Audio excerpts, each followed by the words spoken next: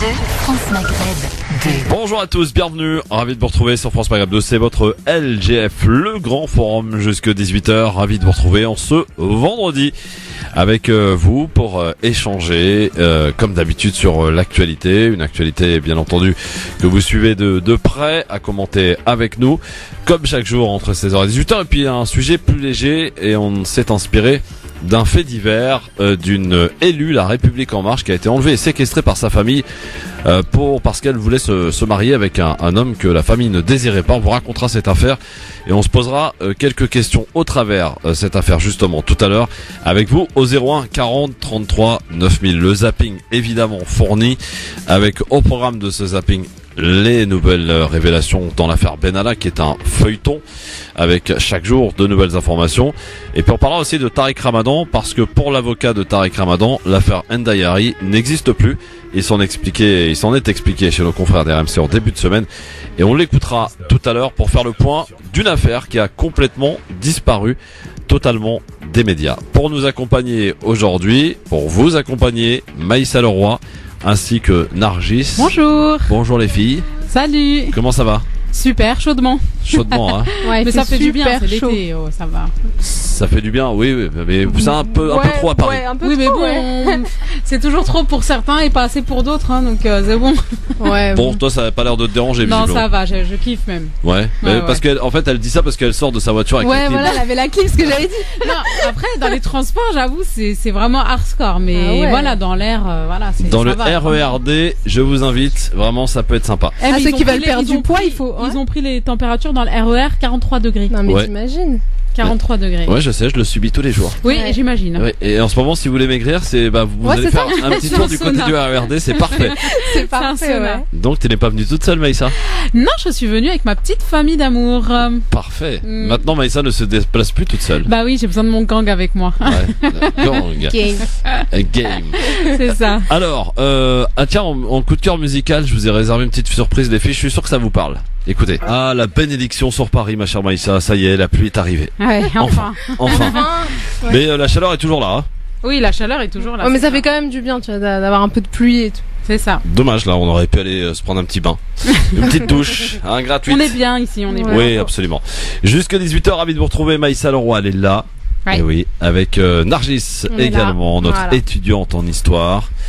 Et qui fait de brillantes études. Oui. Et on la suit de très près. Et la petite Bayenne aussi. C'est ça. Qui est la plus jeune chroniqueuse du LG. Exactement. Voilà. À seulement 2 mois. Même pas, un mois et demi. Un mois et demi. Ouais. Vous vous rendez compte? Ouais. On est précoce, nous, LGF. C'est ça. 01 40 33 9000, évidemment, pour nous rejoindre. Alors, la question du jour qu'on vous pose, elle est un petit peu taquine, je vous l'accorde. À propos de cette motion de censure qui a été déposée hier par les Républicains, puis rejoint par la France Insoumise, par la gauche, la droite, qui sont tous rejoints pour le coup, l'opposition, qui vise à sanctionner les gouvernements de Édouard Philippe. Alors, est-ce que cette motion de censure a des chances d'aboutir? On va dire que non, hein, évidemment, parce que la République En Marche à l'Assemblée nationale est largement majoritaire, mais est-ce que ça vous paraît très bien qu'elle puisse aboutir? Imaginons qu'elle puisse aboutir. Est-ce qu'il faut en fait sanctionner ce gouvernement d'Édouard Philippe, Maïssa?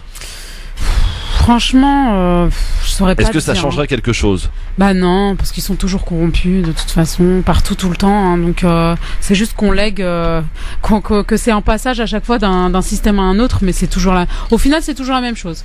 Les riches qui se font de la thune, les pauvres qui payent.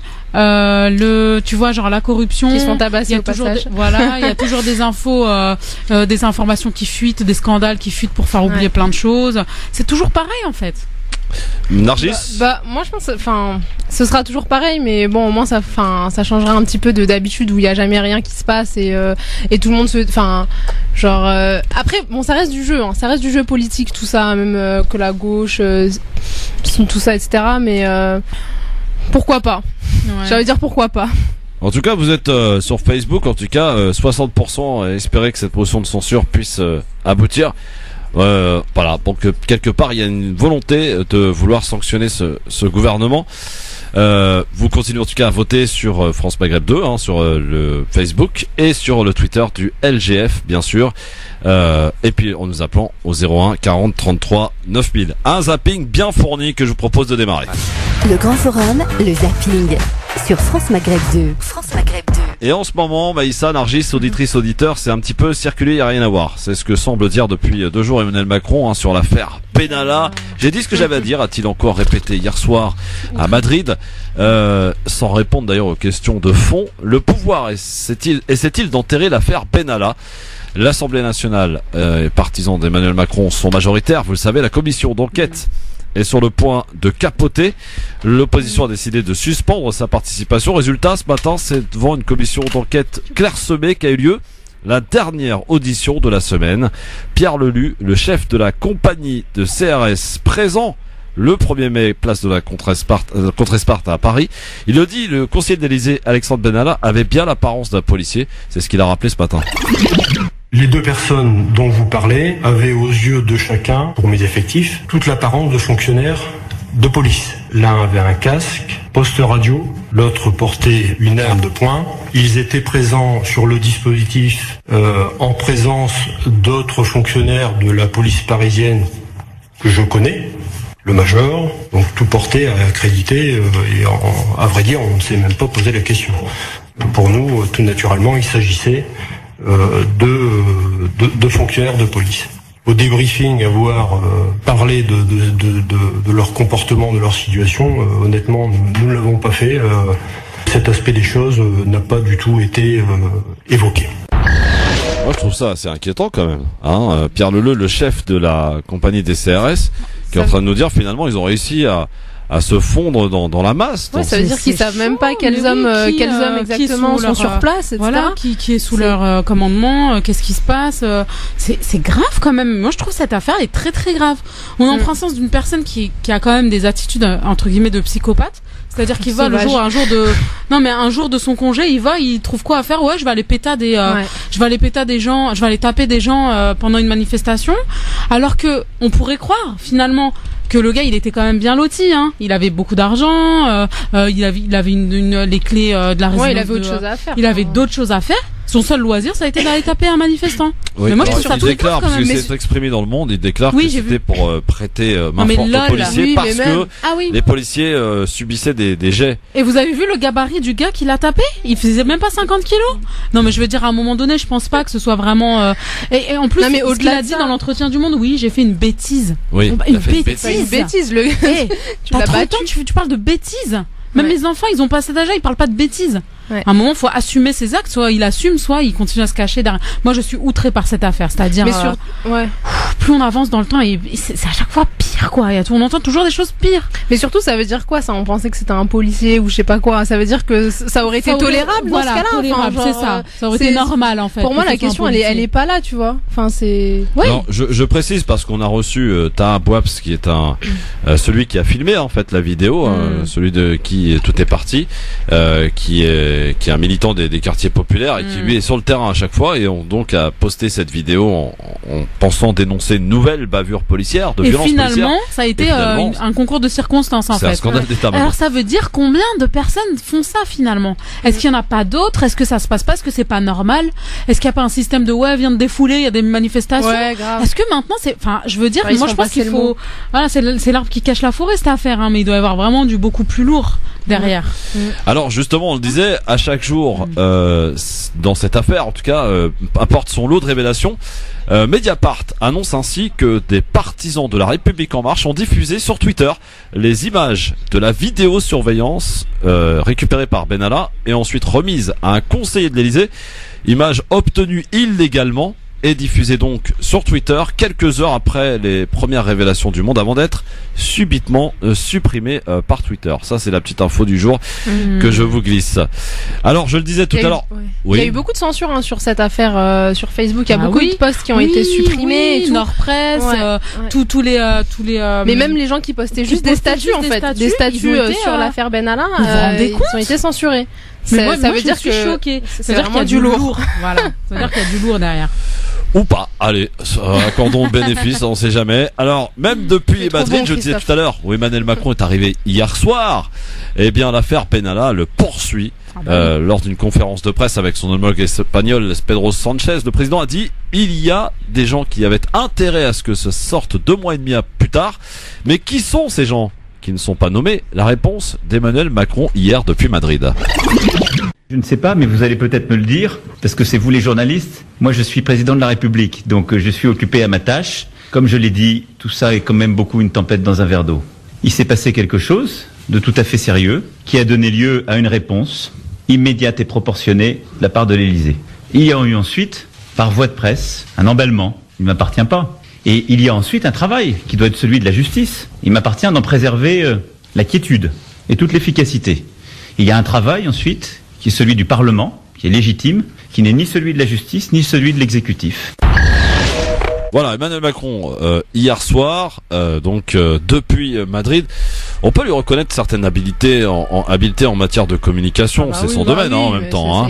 Il tente en tout cas de faire passer les médias comme étant des gens qui veulent absolument faire de cette affaire un feuilleton et avec ce bain de foule. D'ailleurs, je sais pas si vous avez vu les images dans les Pyrénées où il dit voilà, j'ai passé 1 heure avec des Français, personne m'a parlé de cette affaire, c'est vous depuis Paris. Apparemment la chaleur vous monte à la tête, vous voulez parler absolument de cette affaire, absolument. Donc il tente de reprendre donc de la hauteur par rapport à cette affaire après 5 jours, 6 jours même de totale absence. Oui, silence. De silence. Donc il essaie. Je ne sais pas si ça marche. Il essaie de désamorcer un peu l'attention il essaie de désamorcer par rapport à ça, mais bon, c'est quand même gros. Il y a des images qui parlent en fait. Ouais, c'est ça. Ça veut dire qu'il peut plus se cacher derrière quelque chose. Maintenant, grâce aux réseaux sociaux, les gens voient. Je pense que ça a toujours existé, mais aujourd'hui, ça se voit tout de suite en fait, il y a la rapidité des réseaux. Mais encore une fois, ça profite aux médias, mais ça veut dire quoi ça veut dire que y a juste un intérêt économique, médiatique derrière. Les faits sont réels en fait. Enfin, c'est un vrai problème, les violences policières, les violences les violences pendant les manifestations. Donc c'est pas juste médiatique, c'est important d'en parler. Ouais. Et de toute façon, il se défile un petit peu. Est-ce que finalement le calendrier là qui s'offre à nous, savoir le mois d'août où beaucoup de gens vont partir en vacances, y compris les politique d'ailleurs, est-ce que cette affaire ne va pas s'enterrer d'elle-même? Alors déjà, il y avait la Coupe du Monde. Ça, c'est l'espoir. C'est trop gros, je tirer plein d'affaires. La Coupe du Monde, franchement, le coach, il a été raté avec cette affaire. Parce que la Coupe du Monde, elle aurait pu... Elle aurait pu... C'était voulu. Que ça sorte maintenant. Juste après la Coupe du Monde. Faut pas oublier non plus qu'il y a eu justement que Benalla a eu un échange vif avec un gendarme lors du retour des Bleus. Et donc voilà. Tu penses qu'on a essayé de le casser? Il y a une volonté. De toute façon, là pour le coup, tout le monde a raison. C'est qu'il y a une volonté de s'en prendre à Macron. On peut plus trop cacher des choses quand ça tourne dans les réseaux et compagnie. Maintenant, c'est plus. Ça aurait pu rester silencieux cette affaire. Tu penses? Bon, très honnêtement, ce genre d'affaire existe depuis des années, depuis longtemps, sous tous les présidents. Ouais, mais ça n'a jamais été aussi gros. Non, mais là, c'est vraiment les réseaux. On voit le gars qui frappe genre gratuitement pour se faire plaisir en fait. Limite. Ouais. Donc on est quand même sur quelque chose de très très lourd là. C'est pas. Ça va passer les vacances d'après vous ça? Moi je pense que oui. Je pense que oui, comme d'hab. Parce que c'est un sujet. Franchement c'est beaucoup trop gros pour que les gens abandonnent. Enfin tu vois. C'est trop important je pense. Et ça a une échelle beaucoup trop haute. Il y a quand même eu. Il y a lui les nuits debout et compagnie. Il y a eu plein de choses où les gens ils ont manifesté, ils se sont énervés, ils étaient présents et ça n'est pas parti plus loin. Ça a duré longtemps quand même nuit debout. Ouais mais ça a capoté. Oui ça a capoté mais ça a duré longtemps. Là, on n'en est pas encore. Je pense que ça va vraiment passer les vacances. Enfin, je pense qu'il y a moyen que ça passe les vacances. Ouais, mais que justement, ça parte à la trappe en fait. Les gens, ils vont partir en vacances, ils sont détendus, ils vont dire qu'est-ce qu'on nous prend la tête avec cette affaire. Mais à la plage, on a toujours le portable, on est toujours au courant de ce qui se passe. Ouais, mais en même temps, on n'est pas avec le même état d'esprit. C'est vrai. On n'est pas avec le même état d'esprit. On regarde ça d'un autre œil. Je suis peut-être optimiste, mais moi j'y crois. Tout à l'heure, j'en parlais. Donc après les Républicains, voici que les 3 groupes d'opposition, donc c'est officiel maintenant, déposent une motion de censure contre le gouvernement. Rappelons que ça a évidemment peu de chances d'aboutir, bien entendu, étant donné que le Parlement est majoritairement en marche pour le coup, ou à l'arrêt, je ne sais pas. C'est selon. Ce travail du Parlement justement va être compliqué désormais puisque la commission d'enquête a implosé. L'opposition a décidé de claquer la porte. À l'initiative de ce départ, le député Les Républicains Guillaume Larrivé, co-rapporteur de la commission, il a voulu, comme bon nombre de députés de l'opposition, dresser une nouvelle liste d'auditions, liste impliquant plusieurs proches d'Emmanuel Macron, finalement rejeté par la majorité, et c'est ce qui l'a poussé au départ. Écoutez, il s'en explique. Est-ce que l'Élysée souhaite torpiller les travaux de notre commission? Je le crois, je le crains. Je pense qu'instruction a été donnée aux députés du groupe En Marche de bâcler la préparation d'un vrai faux rapport. Aussi, tant que la commission d'enquête n'aura pas, par hypothèse, retrouvé un mode de fonctionnement permettant la manifestation de la vérité, je suis contraint de suspendre ma participation à ce qui n'est devenu, hélas, qu'une parodie. Une parodie, c'est ce que dénonce donc Guillaume Larrivé. La présidente de la commission des lois, Yaël Bonne-Pivet, a voulu répondre à ces accusations. La députée En Marche estime que l'opposition tente de monter en épingle une affaire qui n'en est pas une, selon elle. Moi, j'ai veillé à ce que toutes nos oppositions puissent s'exprimer. J'ai refusé que le nombre de questions soit proportionné à la taille des groupes, ce que j'aurais pu faire. J'ai accepté que tous les députés, même non membres de la commission des lois, viennent en commission et posent des questions, et j'aurais très bien pu le refuser. Donc je crois au contraire que pendant toutes ces auditions, bien souvent, ce n'étaient pas des questions qu'ils souhaitaient poser, mais en faire à nouveau une tribune médiatique pour expliquer quelles étaient leurs positions, leurs objectifs, et qu'ils visaient très clairement par les travaux qu'on menait. Alors, est-ce que l'opposition essaie quand même de se servir de cette affaire pour se refaire quelque part une belle exposition, j'ai envie de dire. C'est quand même une première de voir que la France insoumise, que les Républicains, que le Front National soient unis derrière tout cela, quoi. Tu sais, franchement, moi par rapport à ça, je me dis que en fait ils sont unis déjà dans l'ombre. On nous fait croire que genre ils sont adversaires, etc. Mais en vérité, ils se font des restos ensemble. Tu vois, même leurs études ils les font ensemble. C'est la même trempe, quoi. Donc c'est juste devant les. Il y a même souvent des personnes, des humoristes et tout, qui parodient un peu ce système-là où on les voit, ils mangent ensemble, ils discutent ensemble, mais quand ils sont dans les débats, ils se crachent des noms d'oiseaux. Donc voilà. Donc je pense que voilà, là c'est ils s'unissent. Mais de toute façon, tout peut être toujours sujet à récupération politique. Récupérer toujours ce genre d'affaires pour faire parler de soi, pour montrer que nous on est honnête, nous on va faire changer, etc. Ça ne serait pas arrivé sous notre gouvernement, etc. Blabla. Bon. En tout cas, ils sont tous unis. Ils ont tous un intérêt, je vais dire commun, c'est de s'en prendre à Macron. Oui, voilà. Alors peut-être pas pour les mêmes intérêts, voilà. Après, non, peut-être pas, mais en tout cas, ils savent s'allier quand. Ils s'allient contre Macron pour le coup. Alors, ils veulent surtout. La France insoumise, donc, qui avait emboîté le pas aux Républicains en quittant la commission d'enquête, joint par RFI, le député la France insoumise, Éric Coquerel, s'explique. Il explique pourquoi il a quitté. On en avait assez de cette mascarade, quoi. C'est insupportable d'avoir une présidente d'une commission d'enquête qui ne répond pas sur les demandes de l'opposition d'audition, qui décide unilatéralement que ça va s'arrêter demain et de ne pas interroger des personnes absolument centrales, que ce soit des personnes de l'Élysée ou des personnes comme M. Simonin, qui est le policier qui manifestement, en dehors de toute hiérarchie, a autorisé M. Benalla à être là le 1er mai. La présidente de la commission cache la vérité, cherche à protéger l'Élysée et non pas à savoir la vérité. Donc on ne va pas continuer à jouer le jeu comme ça. Si la liste, à nouveau, une nouvelle liste était publiée avec les gens que souhaitaient les groupes d'opposition, bon, nous on demande M. Macron, tous les groupes demandent que M. Simonin vienne, que M. Benalla vienne, que le secrétaire général de l'Élysée vienne, etc. S'il y a une nouvelle liste, bien évidemment, on reverra à ce moment-là notre position. Mais pour l'instant, c'est impossible d'accepter ça. Mais est-ce que finalement cette commission d'enquête parlementaire sert-elle à quelque chose ? Franchement, non. Je crois pas. Il faudrait qu'elle serve à quelque chose. Voilà, en fait. normalement. Mais bon. Moi, je connais pas tous les détails, etc. Mais normalement, elle devrait servir à quelque chose. Aller jusqu'au bout des choses et nous montrer, en tout cas, l'exemple. Voilà. Alors, je l'exemplarité de la justice. Que le co-rapporteur de cette mission d'enquête parlementaire au Sénat s'est exprimé ce matin à la radio en disant que il avait entre ses mains le fameux papier de port d'armes qu'a obtenu Benalla. Et vous savez qu'on a dit dans la presse que les politiques ont dit qu'il n'y avait pas la référence police dessus. Or, il dit c'est faux. Je l'ai entre les mains. Il y a la police, la mention police dessus. Et les gens qui sont auditionnés au Sénat, dit-il, prêtent serment Et à ce titre, nous envisageons de poursuivre des poursuites judiciaires contre ceux qui nous ont menti lors de cette commission d'enquête. Ça, c'était la petite info que je souhaitais apporter. On va terminer ce zapping en changeant d'affaire et c'était une véritable affaire sérieuse pour le coup. C'est l'avocat de Tariq Ramadan qui était l'invité d'RMC en début de semaine, Maître Marcilly, qui pour lui, il n'y a plus d'affaire Enda Yari. Il s'en est expliqué. Depuis le début, le problème de cette date est un problème extrêmement important. Et pourquoi ? Tariq Ramadan est étranger, n'habite pas en France. Il faut donc que l'on puisse trouver une date à laquelle il est à Paris, une date à laquelle il a séjourné dans un hôtel, pour pouvoir rendre possible les faits dont l'accuse Madame Enda Ayari. Lorsqu'elle dépose plainte au mois d'octobre 2017, si elle n'est pas précise sur la date, elle est extrêmement précise sur la période à laquelle le viol dont elle se plaint se serait commis, puisqu'elle dit qu'elle a eu Tariq Ramadan, qu'il vient faire des conférences entre fin mars et début avril, et que c'est à ce moment-là, à l'hôtel Holiday Inn, qu'elle a été violée.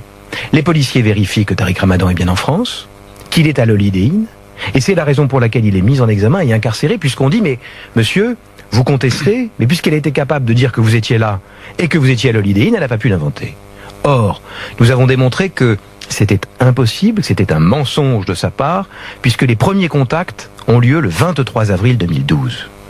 Et donc elle dit, mais oui, je me suis trompé. J'ai jamais été précise sur la date. Oui, mais sur la période, c'était extrêmement précis. Alors, elle va chercher, elle revient avec des pièces, un agenda, un répertoire, une souche pour prouver qu'elle a payé un billet de train, et elle nous dit, devant les juges, assistée d'avocats qui ne sont pas les moindres, nous sommes dans le cadre d'une procédure judiciaire. Maintenant, c'est sûr et certain, c'était le 26 mai 2012.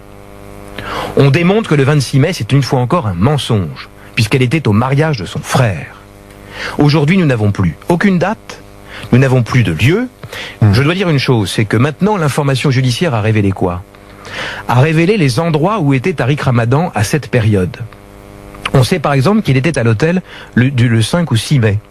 Le 6 mai, c'est le jour de l'élection de François Hollande. Mais écoutez, maintenant Madame Ayari va nous dire qu'elle est venue et que c'était dans la nuit du 5 au 6 mai. Elle adapte à chaque fois son récit. Ce qu'elle Je répond, trouve ça c'est que totalement inacceptable. Elle dit, je n'ai pas moi trouvé la date, pas encore trouvé la date, pas l'endroit exact après 6 ans, mais j'ai donné des éléments à la justice pour prouver que je n'ai jamais menti. Et d'ailleurs, le fait que la justice refuse de libérer mon violeur montre bien que dans ce dossier, il y a des indices graves et concordants. Mais ça, c'est une position. D'abord, la justice ne se rend pas sur les plateaux. Mais ce qu'elle dit est inexact. Ce qu'elle dit est inexact, puisqu'elle a été capable de donner des détails très précis. Oui, mais on peut avoir des détails précis de ce qu'on a subi et pas forcément se souvenir de la date 6 ans après. Écoutez, elle a écrit 2 livres sur le sujet. Si effectivement, elle a été, comme elle le dit, ça s'est passé entre fin mars et début avril. Elle le dit au départ. Pourquoi le dit-elle ? Le 26 mai 2012, elle dit, j'ai écrit sur mon agenda de l'époque, sous la dictée de Monsieur Ramadan, la date du 26 mai, le trajet. Or, ce n'est pas possible. Mais la question qui se pose, en fait, est la vraie question. Comment a-t-elle pu savoir, au moment où elle dépose plainte au mois d'octobre 2017, que Monsieur Ramadan a séjourné à l'hôtel Holiday Inn début avril 2012 ? Puisqu'elle ne le connaissait pas, qu'elle l'a connu 15 jours après, et que cette information-là est une information hyper confidentielle. Comment a-t-elle pu le savoir ? Ça, c'est une vraie question, et j'espère que l'enquête, qui ne fait que commencer, s'attachera à vérifier et à tenter d'expliquer comment elle a pu avoir ce détail qui jusqu'à ce jour, est ce détail qui a permis son incarcération. Voilà, l'avocat Tariq Ramadan qui s'était exprimé longuement chez nos confrères d'RMC. Pour lui, il le dit clairement, il n'y a plus d'affaire Enda Yari puisqu'on n'est plus à un mensonge près, dit-il. Effectivement, au départ, elle avait donc déclaré qu'elle avait été violée entre mars et avril, avait donné une date précise, puis elle a changé le 26 mai. Or, elle est au mariage de son frère. Enfin, ça capote de fou dans cette affaire. Quand le journaliste ose dire quand même à l'avocat, mais peut-être qu'elle ne se souvient plus de la date à laquelle elle s'est fait violer, je pense. Enfin, très honnêtement, je sais pas ce que vous en pensez les filles. C'est des choses qu'on n'oublie pas. D'autant plus qu'elle a fait 2 livres. Voilà. Oui, voilà. C'est ça. Donc, je pense que ça reste ça reste gravé dans ta vie. Oui, voilà, hélas. Hélas. Oui. Alors, ce qui est incompréhensible dans cette affaire, c'est que Tariq pourquoi on le Ramadan libère pas, en fait reste toujours Ah oui, incarcéré. voilà, pourquoi on le libère pas? Puisque c'est à la base, si c'est pour ce témoignage, comme elle dit, qu'il a été incarcéré, pourquoi on le libère pas? En fait, tout simplement parce qu'il dérange. Il dérange, voilà, et qu'il faut C'est l'incarcérer. un prisonnier politique, Tariq Ramadan. Moi, je pense oui. Je pense oui. Oui, je pense. C'est pas normal. Mais personne n'a été incarcéré. Ça, c'est une première dans l'histoire de la justice française. Une personne qui est incarcérée pour suspicion, voilà. Parce que la on est même présomption pas d'innocence, sûr. elle n'est pas respectée dans cette histoire. Exactement, la présomption d'innocence n'est pas du tout respectée. L'assistance à la personne en danger, c'est pas respecté. Le traitement qu'il subit, c'est de l'acharnement. Exactement. Donc aujourd'hui, je suis désolée, mais bien sûr, c'est plus politique qu'autre chose. Lors de son dernier passage au tribunal, je crois que c'était en début de semaine, l'avocat dit que Tariq Ramadan a maigri d'ailleurs de 11 kilos et qu'il est tombé par terre et qu'ils l'ont laissé pendant 2 heures. 2 heures par terre sans le ramasser. Donc, mais est-ce que c'est normal ce traitement? Je comprends pas.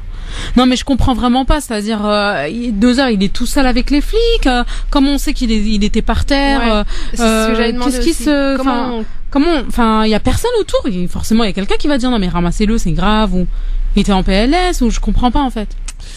Quoi qu'il en soit, voilà, il y a quand même des questionnements. Et puis, est-ce que vous pensez finalement que cette communauté le soutient réellement, ou est-ce qu'elle ne l'a pas lâché, Tariq Ramadan? La communauté, elle a été décevante. Il y a eu trop l'acharnement. Il y a eu plein de gangs. Il y a eu celles qui étaient en mode anti-Ramadan qui sont arrivées, pro-Ramadan aveuglément, pro-féminisme, tout mélangé. Mais voilà ce qu'il fait à côté. On a commencé à faire. C'est un peu. On est un peu dans la génération de la honte en fait. Tant qu'on peut afficher, tant qu'on peut humilier, on le fait.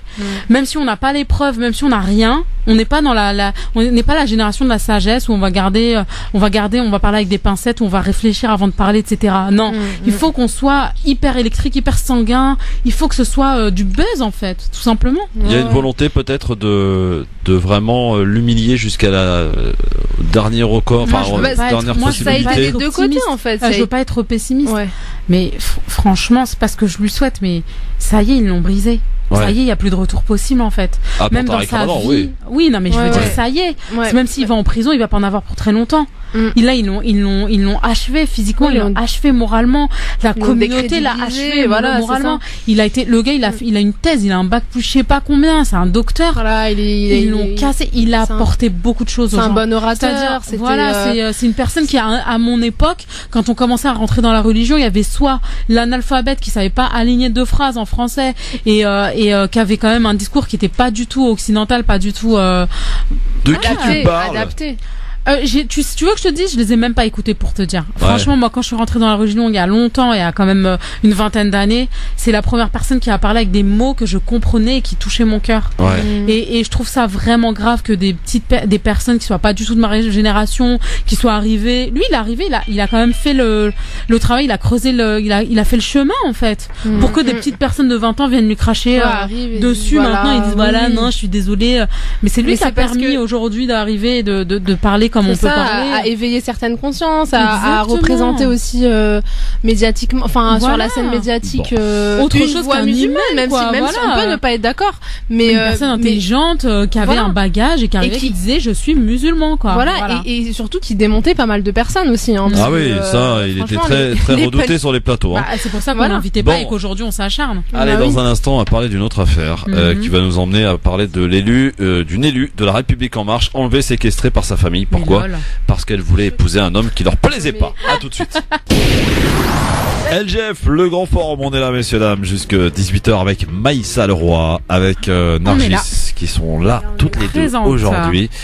Et on va parler d'un sujet un peu délicat les filles, parce que je vais vous raconter cette histoire assez extraordinaire, une histoire incroyable de cette jeune femme qui a été enlevée en vue d'un mariage forcé le 18 juillet. Elle s'appelle Mounia Haddad, jeune femme de 29 ans, est séquestrée par sa propre famille qui s'oppose à la relation qu'elle a avec son compagnon.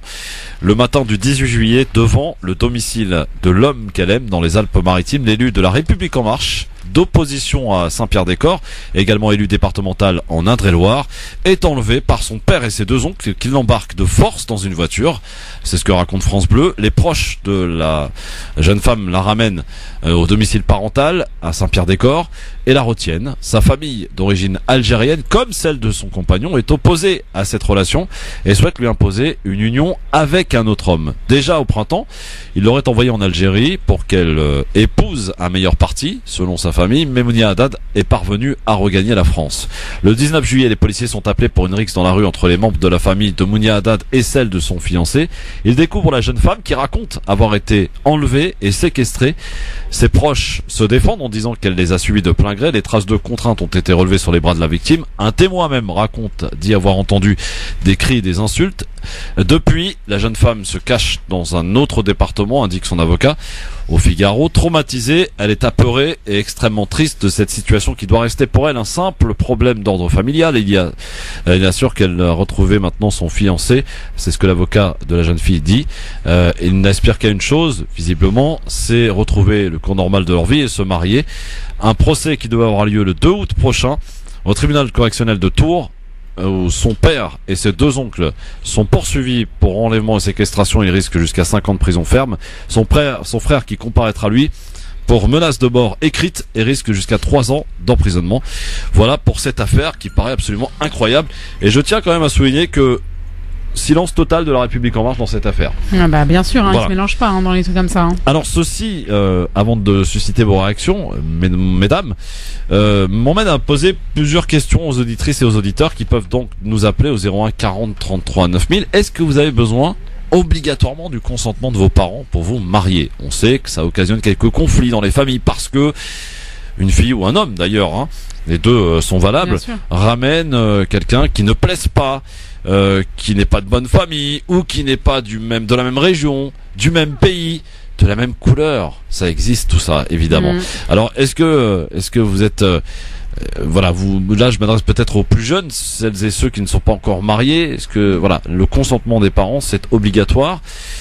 On peut imaginer en tout cas qu'on essaye de négocier, mais bon, si tant est qu'on n'y arrive pas, est-ce qu'on va quand même maintenir son choix?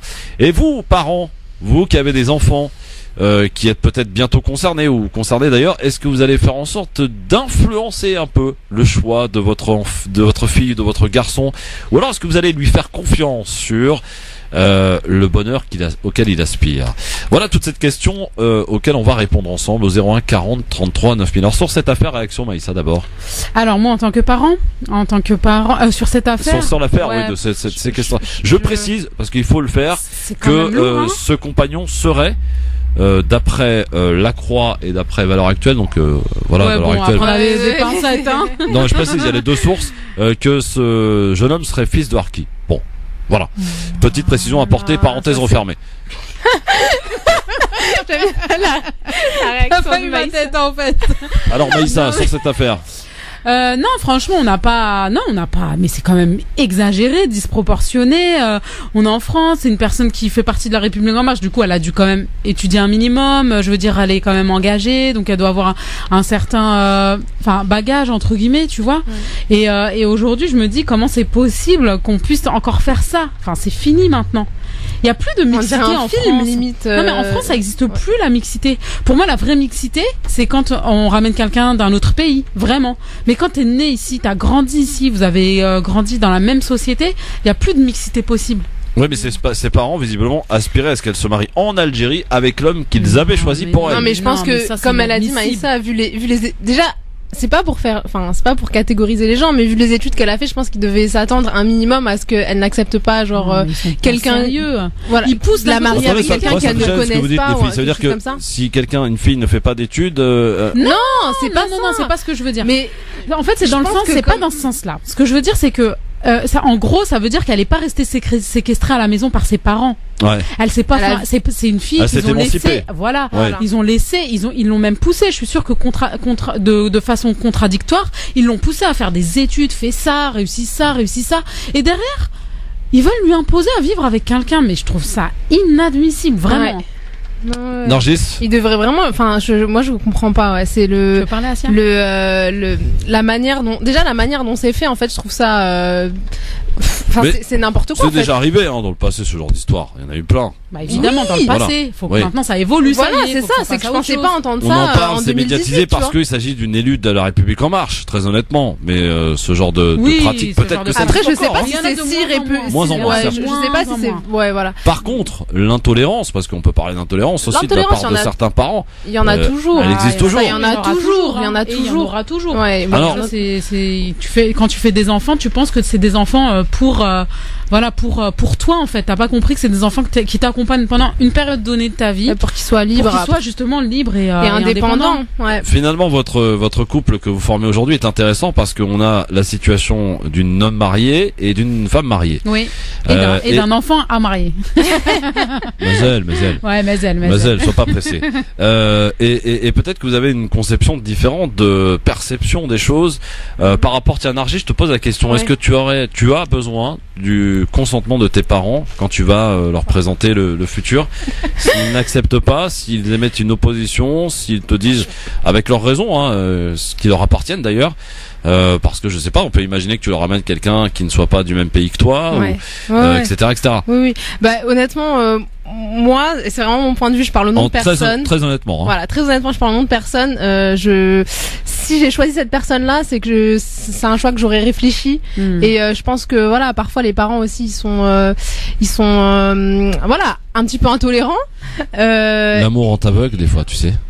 Oui, mais bon, je pense qu'au bout d'un moment, faut réfléchir ses choix et faire l'éducation. Voilà, faut éduquer ton enfant de manière à ouvrir les yeux sur. Tu vas pas ramener un dealer de drogue, un cocaïnomane à tes parents, tu vois là. Après, voilà, enfin, je pense que le plus important c'est de parler au maximum. Après, si c'est buté, donc, toi, tu pourrais t'en passer en fait. Comment? Tu pourrais te passer du consentement de tes parents. Si toutefois ils émettent un obstacle obstiné, à ne j'aimerais pas en changer arriver là. J'aimerais vraiment pas en arriver là et je ferais tout pour pas en arriver là, mais honnêtement c'est difficile. Voilà, il faut que je sois justifié. C'est quoi là? Et puis ça va dépendre de leur vécu. On peut te dire, ça existe. On va pas faire, on va pas faire semblant de ne pas savoir. Ça existe des parents qui disent non, je veux pas, c'est une Marocaine ou c'est un Marocain ou c'est un Algérien ou c'est une Algérienne. Ça existe. Voilà. Ou j'allais même dire pire. C'est pas de la même région. Oui, voilà, ou c'est un noir. Oui. On entend même quand il est d'Algérie. Même quand il est d'Algérie, ça c'est au sein même du Maghreb. d'Algérie. Tu veux dire quelque chose, Asia? Asia, la jeune fille. Voilà. Jeune fille, toi, est-ce que tu auras besoin du consentement de ta maman pour te marier? Bah. Ne me regarde pas. Je fais pas les gros yeux. Non, mais... en fait. Bah franchement, si genre un jour je choisis quelqu'un, j'aimerais qu'elle l'accepte parce que ma maman soit d'accord avec mes choix, c'est important pour moi. Mais si elle a des vraies raisons, c'est discutable. Mais après si c'est des raisons bidons, genre il est noir, il est chinois ou un truc comme ça, je lui en voudrais à mort quand même. Bah oui, non mais moi je le ferai jamais ça. Bah ça y est, te l'as prévenu Oui, bah oui, je sais. Te l'as prévenu là direct. C'est l'avantage au moins, Asia. Oui, bien sûr. Alors toi Maïssa, justement maintenant que tu es passée de l'autre côté, j'ai envie de dire maintenant, tu es une grande dame, femme, mariée avec des enfants. Oui. Est-ce que toi quand même à l'intérieur de toi, on va pas le dire trop fort parce qu'elles écoutent, est-ce que quand même tu aimerais qu'elle se marie avec un type d'homme maman. Alors franchement très honnêtement appelez-nous 01 40 33 9000 pour nous dire. Honnêtement, moi je voudrais que ce soit quelqu'un qui les rende heureuses, qui les épanouisse, soit pas quelqu'un, je veux pas sentir, surtout avec mon travail, je vois tout de suite venir le phénomène. Si je vois que c'est quelqu'un qui va essayer de les enfermer, de les quand je dis les enfermer, c'est vraiment d'en faire des petites boniches. Non. Non, on peut être. Moi, j'ai été femme au foyer, c'était kiffant. Mais je veux dire qu'ils les enferment parce qu'elles le veulent pas en fait. Qu'ils les enferment, voilà, psychologiquement, comme elle vient de le dire, qui essaye de les étouffer, qui leur fait du mal, qui veut en faire leur chose. Aïe. Moi, je ferais genre, j'accepte, mais je ferais tout pour que ça capote. Ah ouais. Moi, je serais le genre vicieuse, moi je serais le genre vicieuse parce que ça c'est une erreur des parents de dire non je ne veux pas parce qu'il y a le côté interdit de l'enfant qui va pousser à dire non notre couple Roméo et Juliette quoi. C'est notre couple doit durer, on s'aime, on travaille tous les parents et tout. Non, moi je vais faire la copine, j'invite à la maison tu vois. Je vais aller faire un couscous avec plein trouver de les failles dedans. pour révéler les failles. Exactement, c'est une erreur ça en tant que parent. Alors tu nous disais tout à l'heure que tu voyais beaucoup de choses au travers de ton travail justement par rapport aux questions que je pose aujourd'hui. quelle conclusion tu en fais de tout ça finalement? Est-ce que l'intolérance quand même fait bel et bien partie en général, on va dire? Ah oui, clairement, mais même des jeunes générations. Hein. Les jeunes générations aussi, elles sont en mode, elles vont être en mode ah non mais c'est pas possible. Tu peux pas te marier avec je peux pas me marier avec un noir, je peux pas me marier avec quelqu'un d'étranger, je peux pas me marier. Et ça c'est grave aujourd'hui. C'est grave. On a vraiment ce phénomène-là dès la plus jeune génération. Donc ça veut dire ça perdure. Ouais. Elles sont formatées. Elles sont formatées. Ouais. Il y a des gens qui posent des limites dès le départ. Ouais, ils se mettent des barrières en fait. Critères. En fait, des critères, mais des critères. Ils veulent pas changer de position. Mais il y a des parents qui très jeunes disent à leur enfant attention, tu me ramènes pas ceci, pas cela. Bah oui, regarde Asia, toi à l'école, il y en a qui sont comme ça. Il y en a qui sont en mode non, c'est pas possible. On peut pas se marier avec ça ou ça. On est obligé de se marier avec ça. Donc déjà, elles ferment le truc. Ouais. Alors qu'ils comprennent pas que le langage de l'amour est quelque chose. L'amour a ses raisons que la raison ignore. Voilà, exactement. Ouais, vous êtes poètes les filles. Ouais, t'as vu, c'est l'été, c'est la chaleur, ça monte au cerveau. On accueille Sofiane qui est avec nous et qui nous appelle de Bondy. Le casque sur les oreilles, s'il vous plaît. Sofiane, bonsoir. Allô, salam alaikum. Salut Sofiane, comment ça va? Ça va et vous allez bien? Bah très très bien, Sofiane. Alors, juste pour illustrer un petit peu ce dont tu vas nous révéler, est-ce que tu es un homme marié avec des enfants? Oui. D'accord. Donc, alors, on t'écoute, Sofiane. Alors moi, je voulais rebondir sur le sujet justement par rapport aux parents qui imposent à leur enfant une personne, par exemple, de leur origine. Ouais. Moi, je voulais dire en fait qu'il fallait pas aller vite en besogne parce que autant je peux comprendre le discours, notamment lié à la religion, quant au fait que l'origine n'est pas la priorité, je dirais, dans le choix du conjoint. Mais en même temps, il faut comprendre les parents aussi. Les parents, ils sont venus en France pour beaucoup, et je parle pour les Maghrébins notamment parce que c'est ce que je connais. Ils sont venus beaucoup dans une optique en fait, je dirais économique, et beaucoup ne sont pas venus pour s'installer. Moi, je prends un exemple simple, je suis algérien. J'ai une fille, qui est petite, elle est toute petite, mais il arrivera un jour, Inch'Allah, où elle devra se marier. Ah oui, oui. Et ben moi, si je suis encore en France, j'ai envie qu'elle se marie avec un Algérien. Ah. Pour la simple et bonne raison, pas par racisme, j'aime tout le monde, j'aime mes frères marocains, j'aime tout le monde, c'est pas le problème. Pour la simple et bonne raison que je sais pas de quoi l'avenir est fait. Et par exemple, demain, si je donne ma fille à un Malien, je prends un exemple quelconque. Demain, si on doit rentrer, ma fille, elle va à Bamako, je fais comment? Non, mais là, c'est trop l'anticipation dans le malheur de l'apocalyptique. Non, justement. Écoutez, moi, je vous dis franchement, moi, j'aime pas être pessimiste, mais je suis obligé d'être un peu, je dirais, prévoyant. Là, comment, je dirais, les choses tournent, j'ai pas envie de faire le mec pessimiste, encore une fois, mais on sait pas de quoi l'avenir est fait. Et je vous dis encore une fois, moi-même, je suis déjà dans l'optique de rentrer. Peut-être même qu'avant que ma fille atteindra le mariage, peut-être que je serai déjà en Algérie. Mais si j'y suis pas, je préférerais qu'elle se marie avec quelqu'un de chez moi qui va revenir fréquemment. Je peux même aussi avoir envie d'avoir des petits-enfants qui me ressemblent. Ouais, mais c'est un peu égoïste. Sofiane, voilà. C'est un peu égoïste comme réaction, non? Tu trouves pas? Non, c'est pas égoïste, Christophe. Encore une fois, ça dépend du projet de personne. Si t'es dans un projet français, sincèrement, si tout se passe bien, admettons, sincèrement, on va pas parler hors mariage. Mais en tout cas, si, merci par exemple, pour ta, oui, vraiment, pour merci ta franchise, beaucoup Sofiane, c'est important. Ça. Mais si par exemple demain ta fille elle veut partir faire des études à Singapour et qu'elle s'y sent bien et qu'elle se dit voilà papa je vais rester là-bas, je vais gagner ma vie, je vais être heureuse, je vais être émancipée, bah ça revient au même en fait. Ma sœur, je vais être franc avec toi. Après je vais passer pour un arriéré. Non mais on n'est pas là pour juger. J'enverrai jamais ma fille faire des études à Singapour. C'est me frôler, je sais que ça peut paraître. Non, mais si elle a 23 ans, elle demande pas ton avis, elle t'informe en fait. Elle te dit voilà, je vais partir. Non, mais mais c'est me frôler. Après, je sais que je passe pour un arriéré. Mais je sais qu'on est beaucoup dans mon cas. Moi, j'arriverai pas à envoyer ma fille. Mais c'est pas toi qui va l'envoyer, c'est elle qui va décider de partir. C'est ça la nuance. Écoute, ma sœur, aujourd'hui, le problème des filles, notamment de chez nous en France, c'est bien que vous vouliez l'émancipation, c'est très bien. Moi, je suis pas là à vouloir enfermer ma fille. Le problème, c'est que c'est trop. C'est-à-dire que, normalement, une fille bien, qui respecte ses parents, qui est dans la religion et autres, elle sortira pas de chez elle à 10 000 kilomètres comme ça. Ça n'existe pas, ça. Ça n'existe pas. Aujourd'hui, malheureusement, les femmes de chez nous, elles sont trop dans la liberté. Je dis pas qu'il faut les enfermer, encore une fois, moi, ma fille, j'ai bien envie qu'elle sorte, qu'elle soit, je dirais, épanouie dans sa vie. C'est ce que j'ai envie, hein. Mais de là à l'envoyer à 10 000 kilomètres, je l'enverrai pas à 10 000 kilomètres. Moi, je pourrais pas. C'est ton choix, hein, Sofiane. Après, il y a une chose, Christophe, quand je suis au téléphone, frérot, si je peux terminer avec ça. Je t'en prie. Moi, il y a une chose qui me dérange beaucoup, c'est par rapport à l'utilisation de l'islam. Parce que souvent, quand on explique le métissage en soi n'est pas un mal, hein. Mais souvent, on l'explique par l'islam. C'est-à-dire qu'on est musulman, l'islam avant tout. Oui. Dans les faits, c'est vrai. Il n'y a pas de souci. Une personne qui est musulmane, deux personnes musulmanes, il n'y a pas de souci, elles se marient entre elles, aucun problème. Le problème, c'est que j'ai remarqué que souvent les personnes qui utilisaient l'islam, notamment dans le but de se marier avec une personne d'une autre origine, à la base, n'étaient pas dans une relation saine. C'est-à-dire que moi, j'ai vu beaucoup de personnes autour de moi qui ont fréquenté, par exemple, des filles chez nous, qui ont fréquenté des hommes pendant des mois, voire des années, dans le haram le plus total, sans présence dans ma haram, sans rien du tout. Parfois, ça même allait très loin, en restant pudique. Et ensuite, c'est ces filles-là qui vont expliquer à leur mère à leur mère et à leur père que c'est des mauvais musulmans parce qu'ils veulent pas de un tel ou une telle. Mais cette fille-là, si dès le départ elle avait respecté l'islam, elle se serait pas attachée à un homme en dehors de l'islam, et donc jamais elle aurait eu à aller au point d'aller au clash avec ses parents pour un homme. Voilà ce que j'avais à dire. Bah Sofiane, tu l'as dit. Merci. On l'entend. On le partage pas forcément. On peut, enfin, en tout cas, on non, aimait. mais moi, attention, voilà. je suis pas contre le métissage. Encore une fois, qu'on dit Non, pas mais contre le métissage. C'est pas ce que j'ai dit, Sofiane, tu es comme tu es. On n'a pas à te juger. voilà, y a on pas t'écoute. On essaie Chacun sa vie, hein. d'importer son argument. Et heureusement qu'il y a de la diversité dans les raisonnements, dans la manière de penser. Sofiane, on en reparlera quand même quand ta fille elle aura 23 ans. C'est ça. Hein? Si tu le veux bien. Si on est encore là. Bien sûr, mais même si t'es là-bas, tu peux télécharger l'application France Maghreb 2, tu pourras nous appeler, y a pas de problème. Avec plaisir, frérot. J'ai intervenu plusieurs fois sur ta chaîne avec plaisir. Merci Sofiane en tout cas, et bonne soirée à toi. Merci Christophe. Merci mon frère, bon week-end. Mais ce cas-là n'est pas isolé. Ah, mais évidemment, vas-y, Ce tu voulais dire un type de truc. réaction, encore une fois sans jugement, n'est pas isolé. Et on peut la retrouver. Et je suppose que, allez, grosso modo, Sofiane ne doit pas avoir même pas 40 ans. Excusez-moi. Donc il est jeune. Oui, qu'est-ce qu'il y a? Mais en fait, Asia, qu'est-ce qu'il y a? En fait, comment il s'appelle? Sofiane. Donc il dit que oui, il enverra jamais sa fille à Singapour, mais en fait, je pense qu'en tant que parent, on veut le bonheur de l'enfant. Mais bien sûr. Donc si jamais elle est heureuse à Singapour, faut qu'il la laisse aller à Singapour. Oui, mais ça, lui, parce que lui, là, sa petite, c'est encore un petit enfant, donc il n'arrive pas à se projeter avec quand une elle aura enfant 23 très ans, grande. mais c'est pour ça que Christophe a dit on reverra quand elle aura 23 ans. Voilà, mais faut se dire que les cas comme ça, moi, il y a deux choses qui me marquent par rapport à ça. Ouais. Il y a la première, c'est le fait de finalement de pas se sentir français à 100%.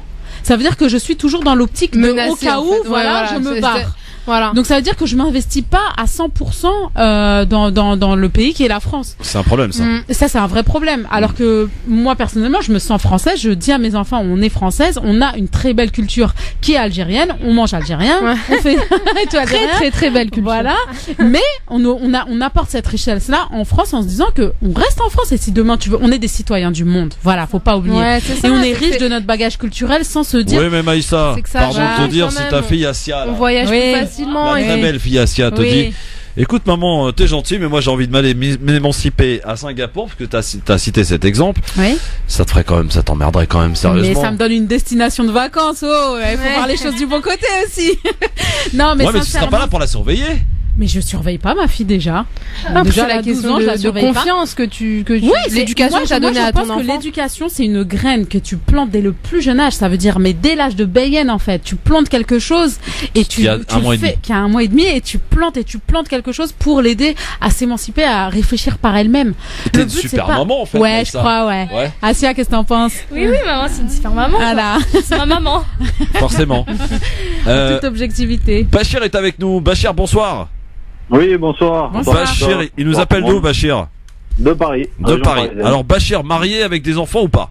Marié avec une fille, oui. D'accord. Alors, quel est ton avis?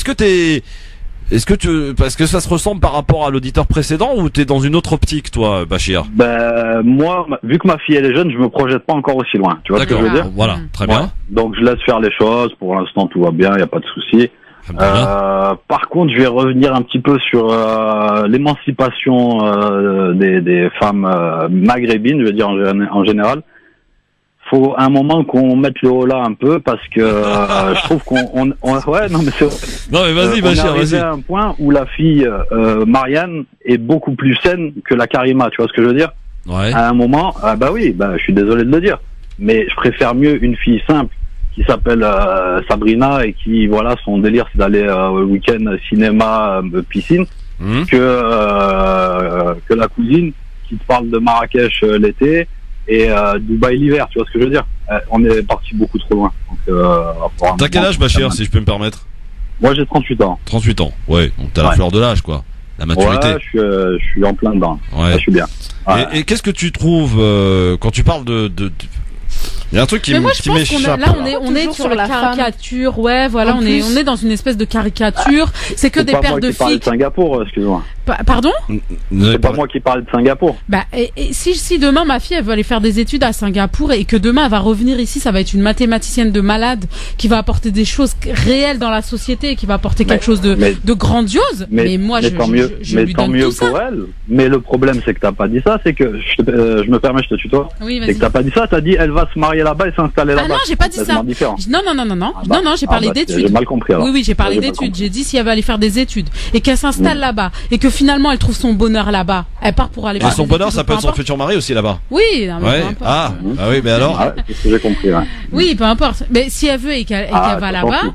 Ah bah voilà, moi je suis dans ces... Mais quand bien même elle rencontre quelqu'un et cette personne-là a un métier et elle doit partir là-bas. T'es prête à sacrifier ton enfant pour son bonheur. Mais c'est son bonheur, c'est pas un sacrifice. Peut-être qu'il va pas durer longtemps parce que je suis désolé, les parents, faut les respecter, les écouter un moment. Non mais les parents c'est pas des dieux. Et je le dis et je le répète, qui doit passer par la validation des parents. D'accord. Est-ce que je peux parler de mon expérience professionnelle dans laquelle je reçois des femmes qui chaque jour ont été mariées avec des parents, avec des personnes que les parents ont choisies qui leur font une misère noire. Une misère noire. J'ai jamais dit que les parents doivent choisir. J'ai dit que les parents doivent le valider. C'est autre chose. Ouais, c'est autre chose. Tu dois choisir. Toi, tu dois choisir. Ouais. Mais il faut l'aval des parents. Tu vas pas lui ramener quelqu'un qui sera jamais accepté. Non, mais soyons clairs. Si on n'a pas les parents au mariage, c'est quand même un mariage assez fade. Pardon de le dire. Voilà. Ou bien s'ils sont au fond de la salle en train de baisser la tête. Bon, mais après, moi, je comprends pas des parents qui viennent pas au mariage ou qui font la tête dans un mariage. C'est pas normal. Quand on aime son enfant, on est présent pour lui, basta. Après, on est tous d'accord sur le fait qu'il faut qu'il ait quand même une éthique. Moi, je suis pas en train de dire qu'il faut qu'on prenne le cocaïnomane, etc. Mais évidemment. Mais évidemment, c'est la confiance que l'éducation que tu auras donnée à ton enfant. Qui va partir d'emblée. Il va pas aller choisir ce genre de profil-là. Mais à quel âge ta fille, Bachir? Ah, elle a 8 ans, elle a le temps. Ouais, t'as le temps, Bachir. Bachir, t'as le temps de changer, t'as le temps de mûrir. Non, je plaisante. Franchement, je suis au summum, là. Non, mais je plaisante, évidemment. Encore une fois, on ne cherche pas à juger. Vous avez vos réflexions, vous avez votre état d'esprit, et ça se respecte. Merci, Bachir. Merci. Merci à vous. J'aimerais bien aussi avoir des femmes, là, parce que, messieurs, là, vous parlez beaucoup de la liberté de la femme, là. Par hasard, des pères de filles. Oui, voilà. Là, on est sur du, voilà. Alors, tiens, ce que j'ai pas demandé à Bachir. Parce que ça pose moins de problèmes quand c'est dans l'autre sens aussi. Non, mais il y a pas demandé à Bachir et à Sofiane. Si c'était des garçons, leurs enfants, est-ce qu'ils auraient été aussi regardants sur la fille que le futur garçon va ramener? Bon, toi, t'as pas ce problème, Maïssa, t'as pas de garçon. Voilà, je suis bien avec mes filles, moi. Gang de meufs. On a le temps de prendre quelqu'un avant la pub, peut-être. Allô, bonjour. Oui, bonsoir. Une femme. Nous avons été coupés hier et je viens encore inverser la tendance. Bonsoir, Azika de Orléans. Donc je viens d'être horrifiée parce que je viens d'entendre par l'ami Bachir. Razika, est-ce que je peux te proposer de patienter 2 minutes pour que tu lui répondes en toute tranquillité après la pub, d'accord? Il n'y a aucun souci. À tout de suite, on est du côté d'Orléans, vous nous écoutez là-bas sur le 102.6, c'est France Maghreb 2, le grand forum. On parle de tout dans cette émission et sans langue de bois, c'est important, en tout cas d'écouter chacun, d'essayer de ne pas tomber dans le jugement, mais d'argumenter et de faire, en tout cas essayer d'entendre sa manière de penser. C'est le grand forum, quoi. C'est le principe de cette émission. On est là, on débat en famille, messieurs dames. LGF, le grand forum, messieurs dames. On est là avec Nargis, Maïssa et Asia, la future chroniqueuse du LGF aussi. Ah oui. Parce qu'elle se sent un peu concernée de ses 12 ans. Asia, c'est 12 ans que t'as. Presque 13. Presque 13. Allez, tu connais cet âge-là, on s'ajoute des mois. Et tu rentres en 4e. C'est ça. Waouh. Tu vas choisir quoi comme deuxième langue? Ah non, on fait espagnol. C'est faralik. J'adore, ouais. En même temps, c'est plus facile que l'allemand. Ah oui. Ouais. Au début, elle faisait allemand. Quoi, ça dépend? Au début, j'ai débordé. Ça dépend. 6e, 5e, là. Bon, c'est la famille, on l'a entendu. Razika d'Orléans qui attend sagement et qui a préparé ses scuds, j'en suis sûr. Salut Asia, pardon. Razika d'Orléans. Bonsoir à toutes ici, bonsoir à toi Fred. Donc, comment tu m'as appelé? Les propos de Bachir. Elle m'a appelé Fred. Il nous a stigmatisés. Bref. Oui, pourquoi t'as été horrifié, Razika? Dans un premier temps, avant de nous rejeter la faute et nous stigmatiser dans notre ensemble, ces mêmes personnes-là, on remonte à 15 ans en arrière, entre 15 et 25 ans même. Ces personnes-là, on était regardées, pointées du doigt, on n'avait pas le droit de sortir de chez nous, sinon on était des mauvaises filles. On était des filles qui tenaient bien au foyer, qui étaient bien assidues à l'école. Et ces personnes-là se permettaient d'aller voir des filles d'autres confessions parce qu'ils étaient libres de faire ce qu'ils voulaient avec elles. Exactement. C'est pas faux. Exactement. C'est important de soulever la question. Oui. On était traités de filles coincées, qu'on n'avait pas le droit de sortir et qu'on voulait pas sortir à cause de nos frères. Ils avaient peur de représailles. Aujourd'hui, on a élevé nos mentalités par rapport aux études qui nous a permis d'acquérir une certaine liberté. Parce qu'aujourd'hui, j'ai évoqué hier avec Nadir Kaya, Dans les quartiers, on a un réel problème de représentativité féminine. Aujourd'hui, une femme dans son quartier ne peut pas aller boire un verre au café de son coin. Parce qu'il y a un certain nombre de personnes de son quartier. Donc, ils veulent se faire une sortie entre filles. Ils sont obligés de faire minimum 3/4 d'heure, voire 1 heure de route pour avoir un restaurant ou un café sympathique sans se faire agresser par les gens du quartier ou être stigmatisés. Donc aujourd'hui... Razika, tu as des enfants, Razika, ou pas? J'en ai 2. Alors, est-ce que tu es comme Maïssa, c'est-à-dire que peu importe avec qui elle se marie, dès l'instant que leur bonheur soit assuré, tu es dans cette optique-là? En toute honnêteté, je suis tout à fait d'accord avec Maïssa. La seule chose que j'exigerais à ma fille, c'est qu'il ait la religion musulmane qui voilà, c'est ça, exactement. Je pense que j'imposerai à ma fille ou à mon fils, peu importe l'identité de la personne et la couleur de la personne. Son vécu aussi, hein, parce qu'il y a aussi le divorce, hein, faut pas oublier ça, hein. Son vécu aussi, parce qu'il y a, oui, parce qu'il y a des personnes qui veulent pas donner leurs enfants parce que le gars était divorcé ou que la femme était divorcée. Il y a aussi ces choses-là, hein. Il a eu des enfants aussi. Voilà, il y a vraiment, peu important, tant que la personne elle est heureuse, c'est l'essentiel. Le reste. Bon, eh ben. Et elle a besoin de s'émanciper et c'est en faisant ses propres erreurs qu'elle avancera dans la complètement. vie. On peut pas leur dicter un chemin. C'est ce qu'on disait pendant la. Vous êtes super tolérantes, les filles, hein, finalement. Mais oui, mais parce que finalement, on a été trop stigmatisés pendant trop d'années aussi. On a été trop montrés du doigt. On porte la famille, on porte la société, on porte le monde, on porte à un moment donné, faut aussi nous donner le pouvoir de ce qu'on a.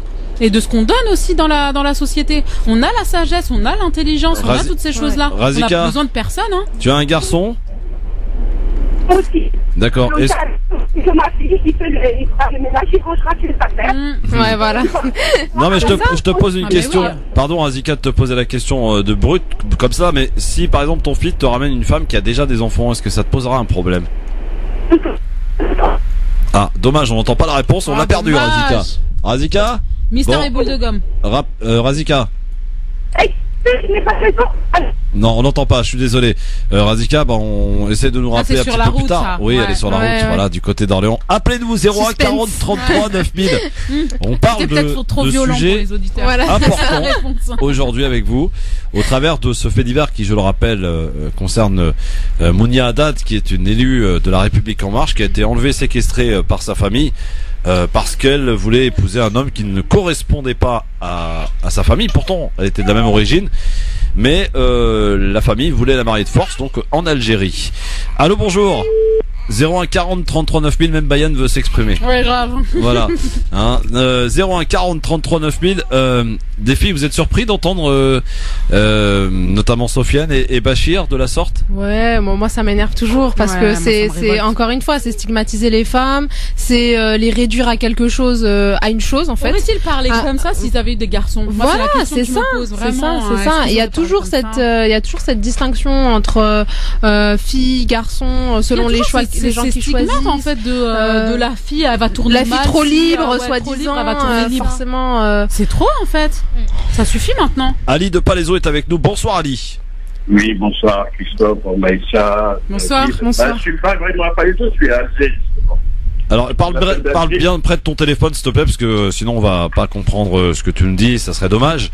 Je te disais, je suis pas à Palaiseau, je suis sur Alger. Ah, il est sur Alger. Alger. Ah, pardon. Alors comment va Alger la Blanche d'abord? Qui me manque. Là, il fait beau, 28 degrés, la plage à côté, si je suis à Babelouane, c'est super. Ah, ma mère aussi, elle est là-bas. Le bas état. Ah bah, voilà. C'est super sur la plage Kitani. Ah bah, ma mère aussi, elle est juste en face. Ah bah voilà. Bon, tu passeras le bonjour. Tu diras, j'ai eu votre fille au téléphone. Voilà, je voulais juste remercier la fille qui venait juste de parler avant. Razika. Voilà, c'est ce qui serait passé. Moi, je suis grand-père déjà de 4 enfants. Machallah. Ouais, il me reste juste la dernière, et la dernière, elle est sur un Comorien, et ça me ferait vraiment plaisir. Super. Et ça te pose pas de problème, Ali? Non, du tout. Du tout. Du tout. Et j'ai un fils, il est encore petit, 18 ans. Et apparemment, il est sur une marocaine. Franchement, super. Bon, ça va être mixte dans votre famille, quoi. Ça permet au moins d'avoir des idées de quoi faire à manger entre le Comore, entre le Maroc. Ouais, c'est ça. C'est ça qui est bien. Ça fait voyager. Comment? je vais prendre 2 kilos. Ah bah ouais, c'est ça.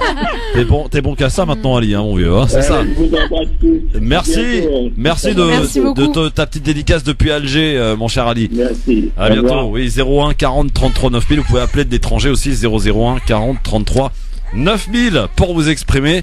Donc Ali, il est super ouvert, lui. Bah hein. oui, Voilà. ouais, c'est un peu le délire de ma mère, quoi. Ah ouais? Ouais. Ta mère aussi, t'es Ah, très ma mère, ouverte? tant qu'il est musulman, c'est l'essentiel. Elle s'en Mais fiche. mon grand-père était très ouvert aussi. Ouais, donc c'est de famille, quoi. Je pense que ça se transmet, à mon avis. Allô, bonsoir. Oui, bonsoir, c'est Razika. Ah, Razika. Ah, super. Alors Razika, On attendait la fin. je te posais une question tout à l'heure. Est-ce que si ton fils te présente une fille, une femme, avec qui il se marie, sauf que cette femme a déjà des enfants, donc a déjà un vécu, a déjà divorcé pour le coup, est-ce que ça te posera un problème, Razika?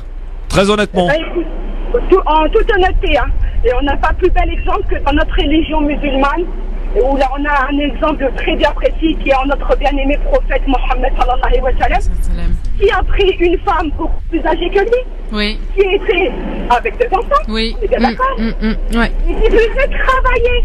Quand on entend aussi des qui était émancipé, qui était libre, qui était émancipé, on est d'accord. Chef d'entreprise, à une période quand même qui était dans un monde arabe avec des hommes, etc. Aujourd'hui, on peut pas dire les hommes il y a 1500 ans, c'est les mêmes hommes qu'aujourd'hui. Ah, pas du tout, pas du tout. Attention à ce que vous dites, hein. Attention à ce que vous dites. Il y a des exceptions. Qui confirme la règle. Peut-être en fâcher certains. Pour moi, l'égalité de la femme, c'est pas l'égalité qu'on a recherchée. Pour moi, c'est un rabaissement de l'homme qui a fait que la femme a cherché à monter et faire élever sa voix. Maintenant, je laisse les autres auditeurs polémiquer. Excellent. Ouais, Razika, ouais, limite quand même, hein, Razika. Non, c'est bon.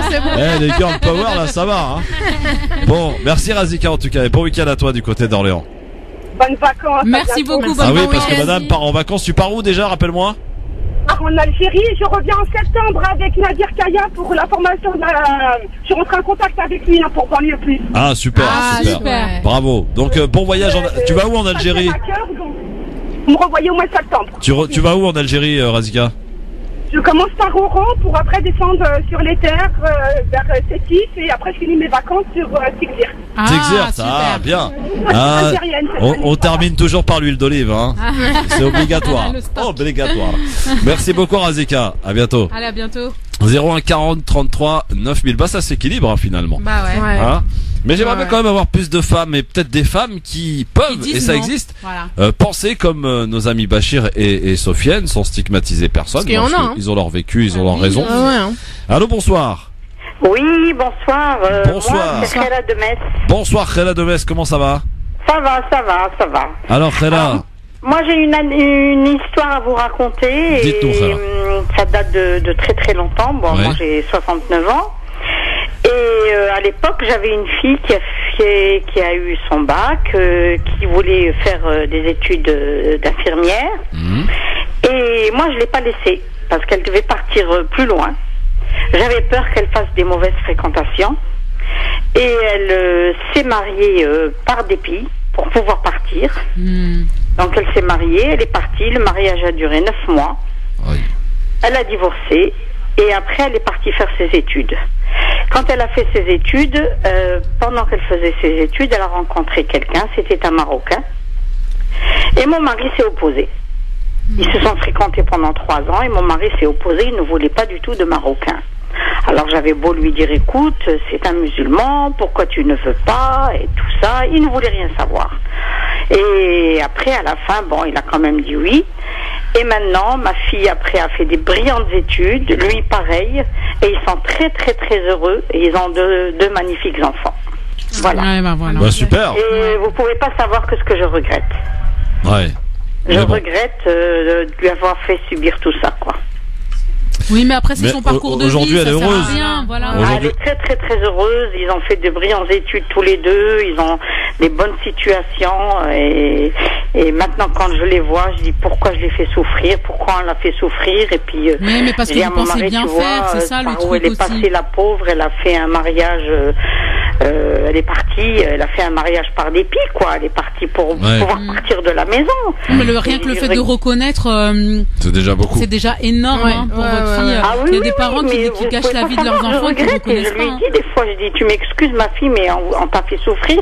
Alors elle dit, non, je t'en veux pas, je vous en veux pas, c'est comme ça et c'est tout.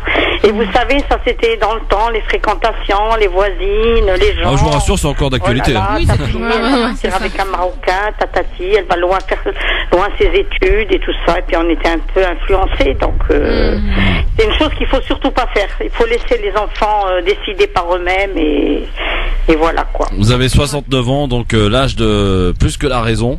Voilà. Merci pour votre témoignage. Merci beaucoup. Très intéressant. Je vous en prie, bonne continuation, merci. Il est extrêmement parlant finalement cet exemple. Mais c'est la réalité de beaucoup. Parce qu'elle reconnaît aujourd'hui qu'elle s'est trompée. Oui, voilà. Elle reconnaît qu'elle s'est trompée, elle reconnaît qu'elle a été à la source de beaucoup de malheurs, on va dire une expérience de sa fille, et aujourd'hui elle se dit voilà, j'aurais peut-être dû la laisser faire voilà comme elle l'entendait quoi. Ouais. Donc non, elle nous conforte en fait. Ouais, c'est ça. Là, c'est l'expérience qui parle. C'est l'expérience de la vie, c'est l'expérience du témoignage, de tout ça. Et toi, Asia, t'en penses quoi? Moi, par rapport à la dame, je pense que, oui, comme t'as dit tout à l'heure, maman, elle pensait bien faire en fait. Donc, elle, dans sa tête, c'était pour le bonheur de sa fille. C'est pas comme Sofiane, c'est ça? Oui. Lui, elle l'a retenu. Moi, il m'a choqué en fait. Vraiment, il m'a choqué parce qu'il dit genre si sa fille elle se porte bien à Singapour, il la laissera pas aller à Singapour. C'est quand même le bonheur de sa fille quoi. Par contre, si elle va à Alger, pas de problème. Voilà, c'est ça, c'est que. Un autre Bachir qui nous appelle. Bachir, bonsoir. Un autre. Bonsoir. Bachir, il nous appelle d'où? d'Épinay-sur-Seine dans le 93. Très bien. Bachir, il a quel âge? Est-ce qu'il est marié? Est-ce qu'il a des enfants? Moi, j'ai 51 ans, je suis marié, j'ai 3 filles et un garçon. Très bien. Donc, à même de pouvoir parler pour le coup, hein. Voilà. Moi, j'ai écouté les différents témoignages. Je pense qu'il n'y a pas de règle d'or. C'est chacun son destin, son parcours. Après, c'est un contrat de confiance. Voilà, c'est ça. C'est vrai. C'est un contrat de confiance qu'il doit y avoir entre les parents et les enfants. Confiance. Ouais. Mais il y a toujours... C'est cette crainte qui nous met en difficulté, hein. Bien sûr. Ça, c'est le rôle de parent. Il n'y a pas à se ranger qui a raison, qui a pas raison. C'est une épreuve, elle est difficile. Et c'est l'expérience et c'est le temps qui fait les choses. Hein. Mais on n'est pas là d'ailleurs pour dire qui a raison, qui a tort. Hein. On est là pour écouter d'abord chaque ressenti. En fonction des expériences de chacun, on entre dans ce clivage homme-femme, qui a raison, l'égalité des sexes. Et ça, pour moi, je trouve que c'est un faux débat. C'est un climat de confiance et dans l'éducatif. Voilà. Tes enfants, toi, aujourd'hui, ils sont mariés ou pas? Non, j'ai une fille de 23 ans. Moi, j'ai pareil, j'ai un exemple similaire. J'ai ma fille le concours d'infirmière est difficile en France. Ouais. Apparemment, il est un peu plus facile en Belgique. Ça, tout le monde le sait apparemment. Moi, quand il a fallu qu'elle parte là-bas, tout de suite, j'ai eu peur. J'ai dit, oh là. Et c'est l'aînée, celle de 23 ans? Comment? C'est l'aînée, celle de 23 ans? Ouais, voilà, c'est toujours comme ça. Et tout de suite, la crainte, Bruxelles, le soir, les copines. Et même si ma fille, je la vois pas 1, 2 ou 3 jours, le fait de la voir le 4e jour, j'ai toujours ce côté, je la regarde, nos regards se croisent, on se parle, on se voit. Mais là, loin du cœur, loin des yeux, enfin, voilà. Loin des yeux, loin du cœur. Et il y a cette crainte qui s'installe. Ouais. Et donc, c'est une crainte naturelle. Et finalement, tu l'as laissé partir ou pas? Franchement, je sais pas plus. Ah ouais. J'ai dit non. Alors du coup, on a trouvé une autre solution. En passant par un cursus qui est un peu plus long. Elle rentre en CDI dans une clinique. Elle fait 3 années d'études d'aide-soignante. Ensuite, je crois qu'il y a des VAE. C'est tout un autre circuit. Mais du coup, ma fille, elle est à côté de moi, et on discute, et on parle, Oui, mais si elle a compris que c'était ton inquiétude, et qu'elle a accepté de le faire, et qu'elle le subit pas, après, voilà, c'est comme t'as dit, c'est tout à chacun, c'est un contrat de confiance, et voilà, chacun son... Je sais pas si on subit dans une relation parent-enfant. Oh là! Bien sûr, Oula, c'est dit bien sûr qu'on subit. Ils doivent être vécus, et en tirer de ces épreuves. Ouais, mais sur le moment, on passe par le sacrifice, en fait. Ouais, surtout quand on comprend pas et que. C'est pas souvent les femmes qui sont sacrifiées, si on va se faire là. Moi, je connais des hommes qui se sont fait sacrifier. La mère, tu vas nulle part, tu bouges pas, tu tousses pas, tu respires pas, tu prends pas de risque. Et à la fin, quand il rentre dans la directive, il se fait complètement bouffer par sa femme. Ah oui. Non, mais Oui, ça, il y en a aussi, hein. Il y en a. Hein? Il y en a. Oui. Effectivement. Tu as raison, ce sont des épreuves. Ouais. Merci Bachir en tout cas pour ton témoignage. Tu pars en vacances ou pas Bachir? Non, je travaille. Bon, bon courage à toi Bachir. Merci en tout cas d'avoir appelé. Merci. D'avoir apporté ton témoignage. 01 40 33 9000 ont subi par enfant, franchement. Oui. Bah oui, oui. C'est normal les erreurs des parents. Ça m'inquiète, pourquoi t'as dit oui, bien sûr, on subit. Moi, je veux pas dire que genre j'ai subi, enfin. Attention à ce que tu dis. Non, c'est bon, tu peux y aller. Je peux pas subir comme une adolescente genre de 15 ans, 16 ans, parce que moi j'en ai que 12, hein. Mais vas-y. Genre, on peut subir quand le parent il est pas d'accord en fait avec l'enfant. Ouais, il est trop oppressant en fait. Oui, c'est trop et qu'on comprend pas les décisions qu'il nous impose en fait. Voilà, c'est ça. Oui, c'est ça. C'est pour ça la communication c'est la base. Mon travail quoi. Ouais. Non, pas 12 ans. Hein. C'est un truc de fou. Kader, je crois qu'il est avec nous. Salut Kader. Ouais, salut. Salut Kader. Tu nous appelles d'où Kader? Moi je suis du Havre. Du Havre. Ah, le Havre. Il fait meilleur là-bas, meilleur que chez nous. Ouais, ça va, c'est bon. Ah ouais, parce que nous ici, voilà. On est en train de cramer. On est en train de fondre. Ouais, un peu d'air frais, ça va, ça fait du bien. Ah ouais. Ouais, tranquille. Bon alors Kader. Je vais donner mon petit avis. Hein. Vas-y. Bah écoutez, moi je pars du principe, en tant que musulman, on doit être tolérant, avant tout. Ouais. Et que voilà, mais bon après c'est vrai que c'est assez délicat maintenant avec ce qui se passe et tout. Ça dépend, c'est-à-dire de l'entourage, de la fréquentation.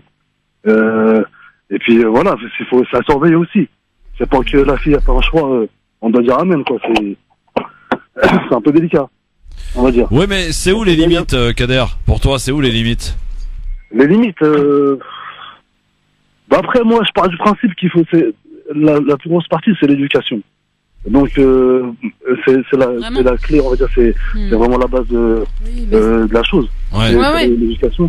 Mais voilà, après, avec tout ce qui nous entoure, moi, j'ai beaucoup de cas ici au Havre. J'habite dans un quartier au Havre. Ouais. C'est vrai que c'est. Après, je parle de point de vue des filles maghrébines. Hein. Moi, je suis d'origine algérienne, d'Oran. Et c'est vrai que ça fait un peu peur. Je vais pas vous le cacher. Qu'est-ce qui fait peur? Allons-y, parlons franchement. Qu'est-ce qui fait peur, Kader? Ce qui fait peur, c'est que de la déroute des filles d'aujourd'hui, ça fait un peu peur. Ça colle pas ni à notre religion, ni à notre culture. Ça fait un peu peur. Moi, j'ai des enfants. J'ai 34 ans, en fait. Ouais. Qu'est-ce qui fait peur exactement? J'ai pas compris. La déroute. Aujourd'hui. Des filles aujourd'hui, c'est un peu. Voilà, on va dire, ça fait. En fait, moi, je pense que les hommes maghrébins, ils ont la hantise et la peur du ballon. C'est-à-dire que la fille, elle rentre enceinte. Alors que le garçon, non, parlons franchement. Et c'est pour ça qu'il y a cette peur qui plane autour de la femme. Ouais. Plus que du garçon. Le garçon, il va faire ses conneries, il peut se barrer, c'est réglé, personne ne le saura. Non, franchement, non, moi, je suis pas de cet avis-là. Moi, je pars du principe, voilà, pour moi, la femme en général, hein, c'est un trésor. C'est elle qui porte nos enfants, c'est elle qui va élever nos enfants, c'est nos sœurs, c'est nos filles. Mais c'est un peu affolant ce qui se passe dans ce monde-là. Ça fait un peu peur. Après, je sais pas. Vraiment, est-ce qu'on n'a pas finalement, nous les hommes, ce côté un peu trop protecteur, en se prenant pour ce que nous ne sommes pas? Par exemple, je prends le cas des frères qui veulent imposer une manière de vivre ou de qui elles doivent fréquenter vis-à-vis de leurs sœurs. Bon, les pères c'est différent, mais les frères. J'ai envie de te dire, mais t'es qui toi pour imposer une manière de vivre à ta sœur, quoi? Mais surtout, il n'y a pas que la déroute en fait comme alternative. Là, comme tout à l'heure, il y avait une auditrice qui parlait, qui disait ouais, on doit prendre des cafés à 1 heure de route de chez nous, etc. Mais ça c'est même plus ça, faut pas abuser. Moi j'habite au Havre, il y a des filles maghrébines, des roveux qui prennent des cafés au milieu d'autres hommes de leur origine. Et voilà, il y a pas de souci, il y a pas de lézard comme on dit. Ouais, mais dans certains quartiers, il y a des problèmes. Ouais, ça reste compliqué pour certaines personnes. Ça veut pas dire qu'on le généralise, mais ce sont des cas qui existent, voilà. C'est pas une grande majorité, hein. Non, bah, encore une fois. Mais non, mais après, faut pas non plus caricaturer la chose. On caricature pas, on prend juste des exemples qui existent, mais qui ne sont pas majoritaires, certes, et heureusement d'ailleurs, mais qui existent. Donc il faut aussi parler des choses qu'on a du mal à accepter et à entendre, mais ça existe. Donc voilà. Mais en tout cas, merci Kader depuis Le Havre. Mais rien, y a pas de souci, hein, ça fait plaisir, au plaisir. Je vous écoute pratiquement tous les jours en rentrant du boulot, on y allant aussi. Et tu pars continuer comme ça fait plaisir. Tu pars en vacances, Kader? Inch'Allah, au mois d'octobre, là, j'ai pas de vacances jusqu'au mois d'octobre, je pars en rang, Inch'Allah, avec ma petite famille. Waharam. Ah oui. Ça marche, l'équipe. Bon courage à vous, bon week-end. Merci. Pour le temps de vous, Inch'Allah. Salut Kader. Oui, en fait, il y a cette crainte généralisée, finalement, vis-à-vis des hommes, des pères, des maris, des femmes qui s'émancipent. En fait, on aime la femme, mais attention, elle s'émancipe pas trop. Mais dans certaines limites. Voilà. On lui met des limites, voilà. Comme il a dit tout à l'heure, Bachir.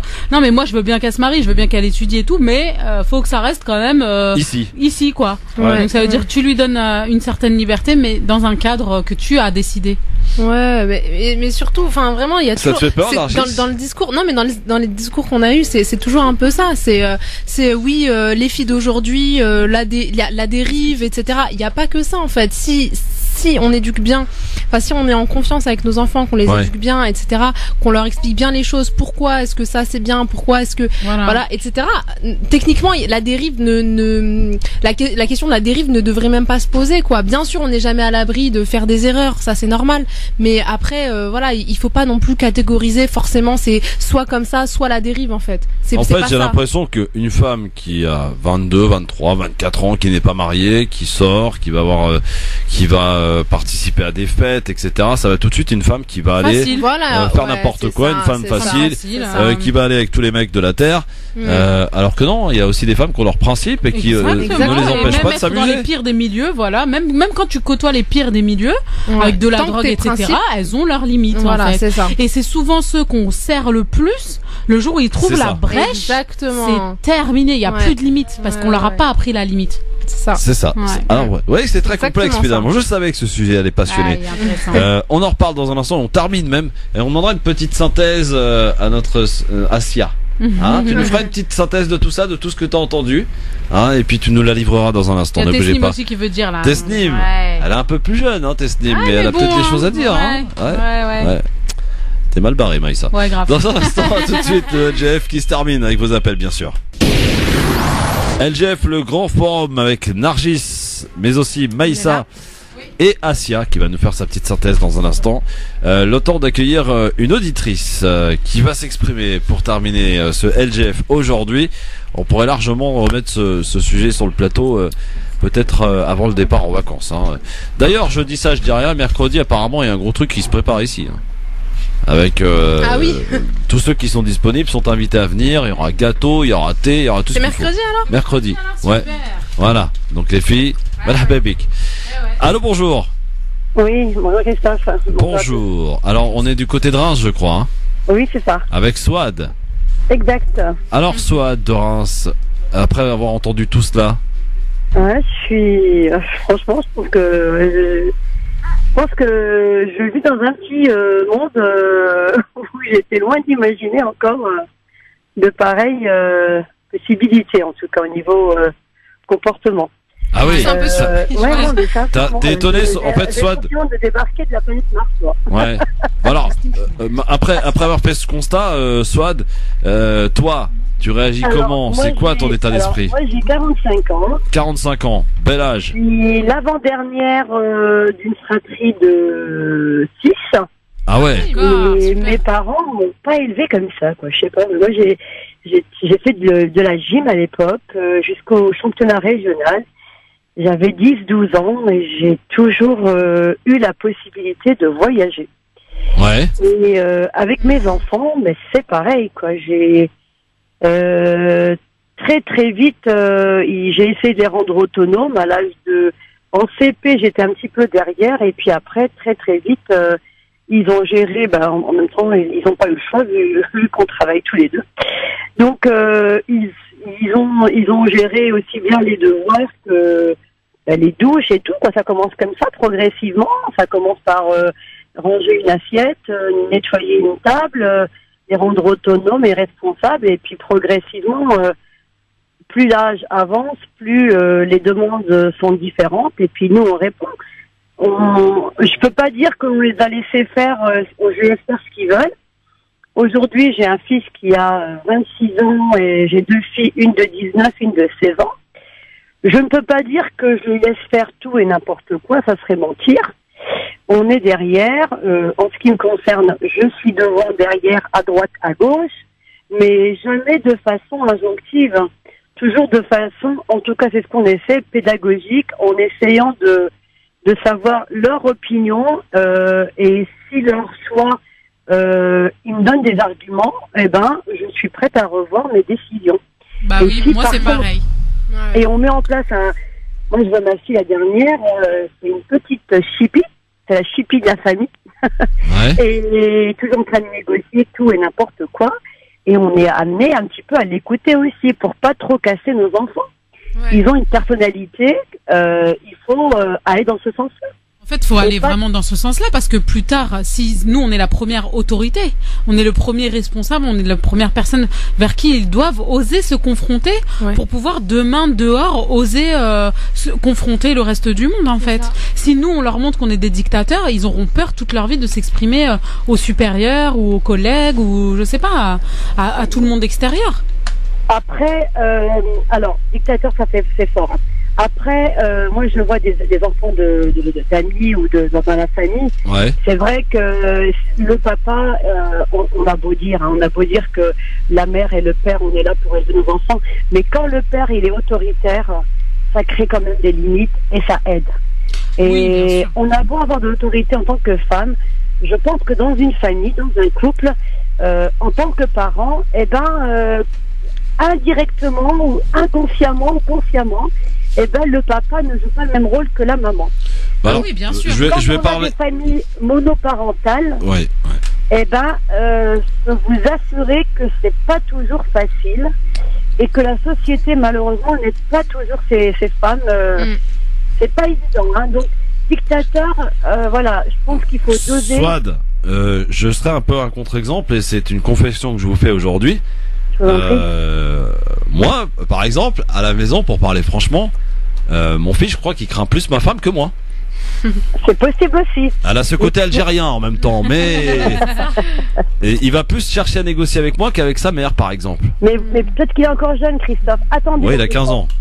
Attendez encore. Vous allez voir que votre présence, du coup, c'est elle qui prend, mais votre présence, elle a un grand rôle. Ah bah j'espère bien, ouais. Il y a intérêt. Elle a un énorme rôle, je vous assure. Je vous assure. Merci Swad en tout cas. Merci beaucoup. À très bientôt du côté de Reims. Vous partez en vacances. Est-ce que vous partez en vacances, Swad? Oui, je pars. On descend. On fait un peu le Portugal et après on ira au Maroc. Ah ouais, sympa. Vous partez quand? Normalement la nuit du 7 au 8. Du 7 au 8. Très bien. Voilà. Bonnes vacances du côté du Maroc. Vous allez où au Maroc? Vous allez où? On va à Rabat. À Rabat, très bien. Portugal, il fait chaud. Rabat, c'est un peu plus supportable, on va dire. Oui, voilà, on va sur la côte. On va descendre, quoi, c'est en descendant. Super. Bonnes vacances à vous, Swad. Bonnes vacances, merci. Bonnes vacances. Revenez-nous en pleine forme. Vous savez que ce soir, il y a une éclipse de lune à regarder? Oui. Ah, vous allez regarder? Ah oui. Ouais. À quelle heure?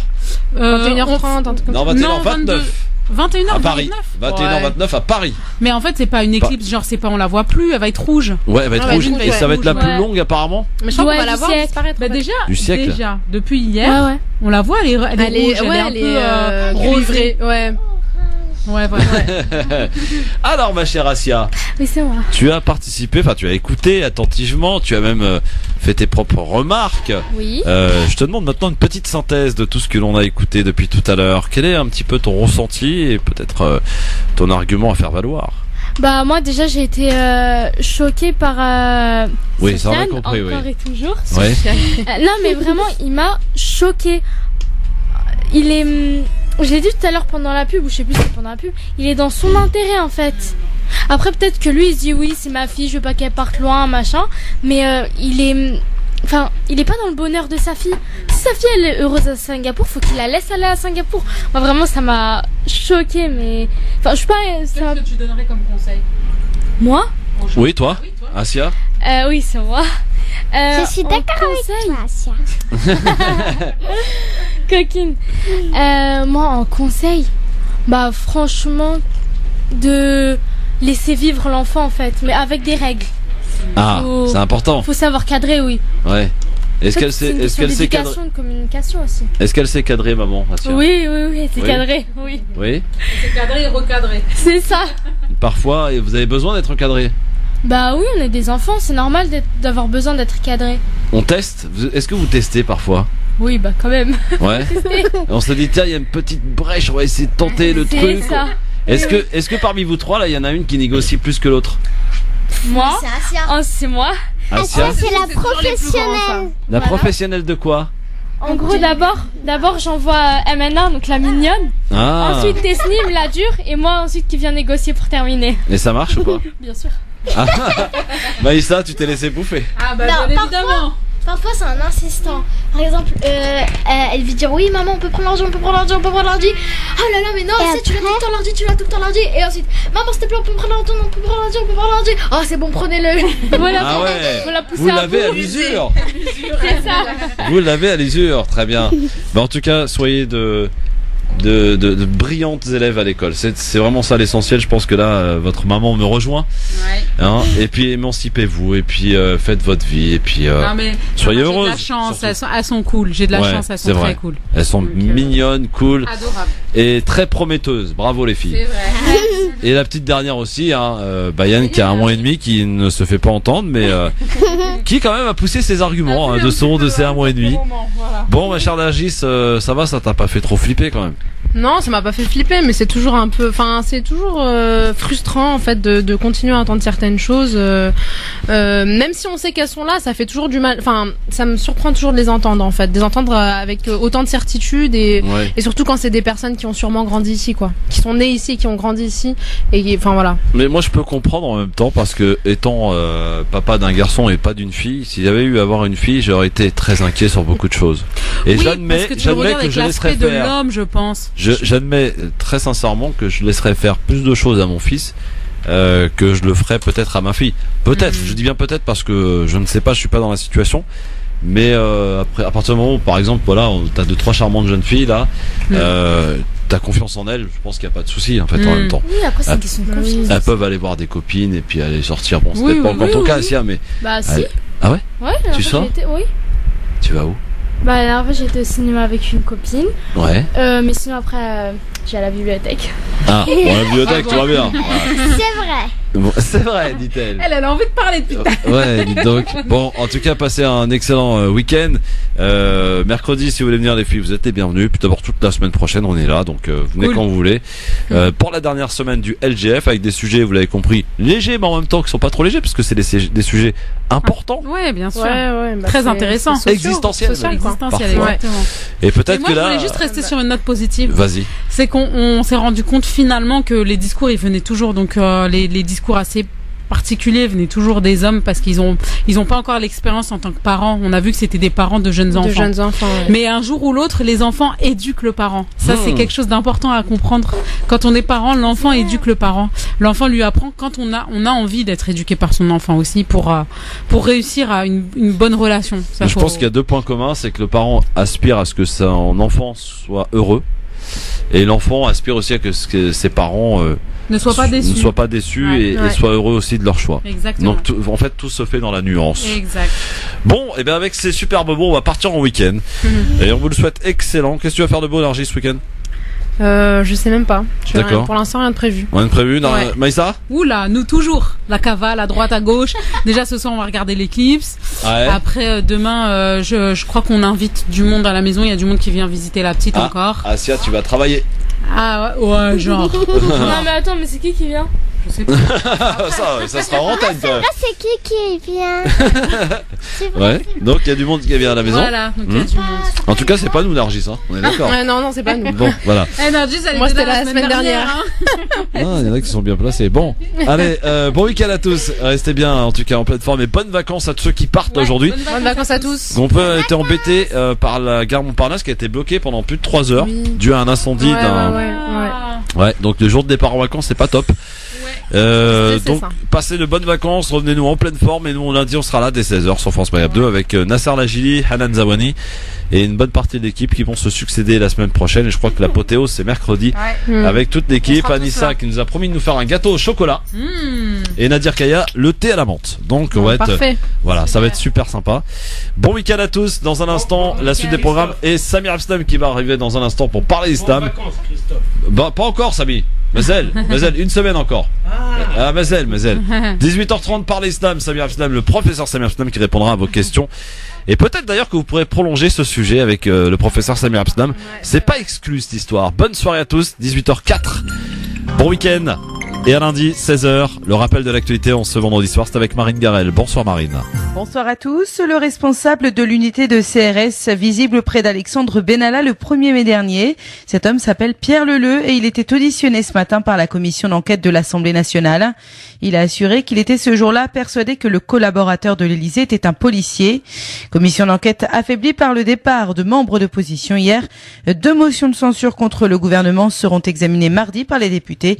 La France Insoumise a prévu de soutenir la motion déposée par les partis socialistes et communistes. Après l'incendie ce matin d'un poste électrique RTE, la SNCF réorganise son trafic. La gare d'Austerlitz accueille désormais tous les passagers à destination ou en provenance du sud-ouest. Dans ce contexte, les cheminots de la CGT auront du mal à se faire entendre, mais une centaine d'entre eux manifestaient ce midi à Paris. Journée de grève contre la réforme de la compagnie ferroviaire. La CGT est le seul syndicat encore mobilisé. Grève qui, elle, n'affectait pas la circulation des trains. Finalement, pas de reprise spectaculaire de la croissance française. À peine une petite hausse de 0,2% du produit intérieur brut au deuxième trimestre. La même tendance qu'en début d'année. Statistique de l'INSEE bien en dessous des prévisions gouvernementales qui espéraient plus 2% sur toute l'année. C'est aujourd'hui le 65e anniversaire du pacte de non-agression qui a mis fin à la guerre de Corée. Des célébrations organisées dans l'archipel et une mesure décidée par Pyongyang. La Corée du Nord a commencé ce matin un travail de rapatriement des dépouilles des soldats américains tués pendant ces 3 années de conflit. Donald Trump a pris le temps de remercier Kim Jong-un sur Twitter. Sport football avec la Ligue 2 qui reprendra ce soir. Les 8 premiers matchs de la saison commenceront à 20h, notamment l'AC Ajaccio contre 3 ou bien Annecy qui accueillera le promu Béziers. Le Tour de France, 19e étape. Les cyclistes sont à moins de 50 km de l'arrivée à Larins dans les Pyrénées. Dans cette dernière étape de montagne, Julien Alaphilippe s'approprie le maillot à pois. Il a trop d'avance sur Warren Barguil. France Maghreb 2, service, info, musique, divertissement. France Maghreb 2. France Maghreb